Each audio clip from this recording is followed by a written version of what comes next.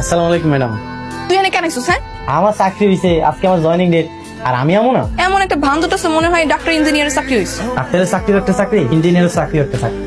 যা তো দিন থেকে যা, আমার এনে তোর কোনো কাজ নেই, যা।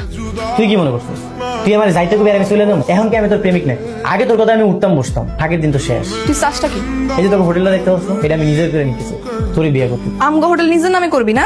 এই ছেলে, ওরা তো আমি ভালো মনে করছিলাম, ভাবছিলাম তোমার উপকার করবো।